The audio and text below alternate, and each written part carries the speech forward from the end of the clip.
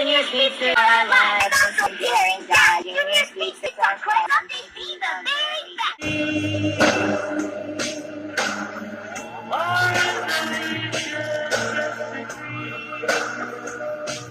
It's the 2024 Five Rings again, and I'm returning with the video series. After the recent 2024 dressage scandal, as well as the one back from 2023, there are some people that suggest that dressage should be banned in the Olympics. But here's the big problem. Do you see problems with the other three also? The other two. If you eliminate one, you eliminate all of them. Because dressage is part of the eventing trilogy. Don't hate the game, hate the player. Because we should have recognized these signs in the first place. We should have called out this before the International Federation of Equestrian Sports got involved. And we should make sure that these events are safe for the horses and we don't have stuck-up-ass riders who are only in it for the ribbons and medals and money. Start caring about your horses, that's all I ask. I looked up to these gold medalists like Charlotte Dujardin and take the equestrian wins for their team because equestrianism is really a team effort. You and your horse, the equine and rider, are literally setting up all these plays, passing, alley-ooping, and donking that shit. Many people think it's a solo purpose, but your horse is actually your real teammate.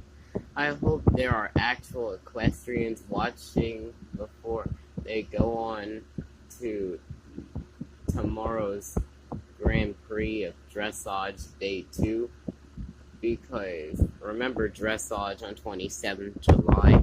Yeah, it was a disaster. And it highlights the dangers that there are in these competitions. Second topic, the very first horse show that you have. It's a pivotal and royal moment in each equestrian life. No matter if you win or lose, it's a special moment in your life, a canon event of equestrianism that will have both your horse and you jump in for joy. Be it a equestrian vaulting or show jumping or dressage, it's a special either way because it's your first time, no matter if you win or lose, because that's the one thing that matters. You spend time having fun with your horse. Competition is all about fun.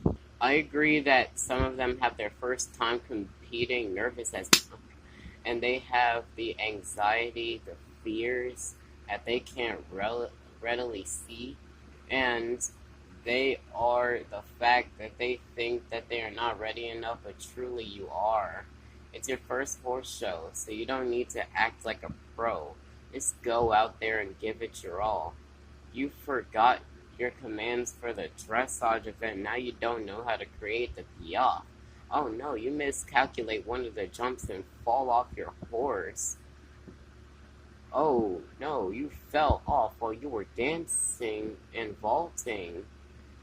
It's just the mistakes that help us learn and grow in the equestrian world. Don't dwell on your mistakes. You'll be blaming yourself forever and you'll never change. You'll just look at yourself as a loser. Pretty sure every competing equestrian has lost at least one horse show. And say it. Because if you don't, that's a lie.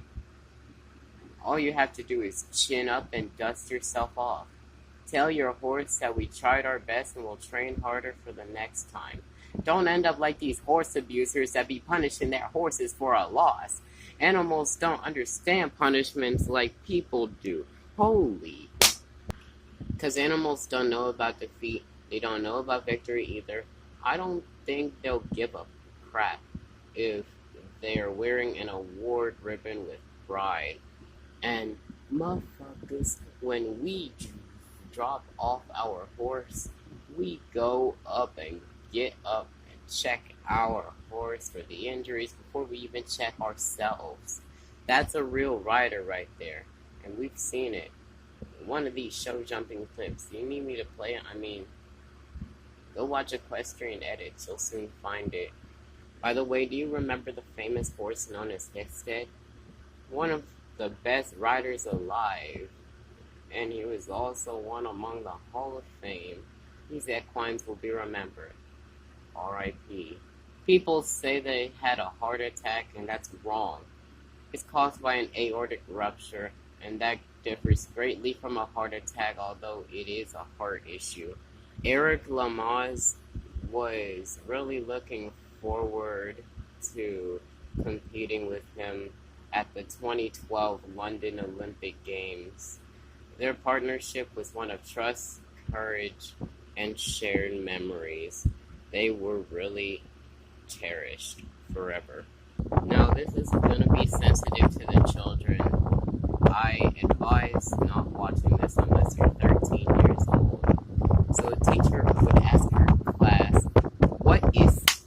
And then Johnny would get up and say that breeding is a temptation caused by a sensation where a stallion sticks his location into a mare's destination to increase the population of the next generation. Do you get my explanation, or do you need a demonstration? But there is a good context between foaling and breeding.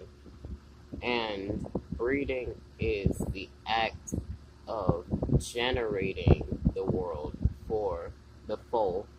Foaling is giving birth to the horse. I told you it would be some sensitive content, as kill pens are emotional predators because they believe they are, quote, rescuing these horses, unquote.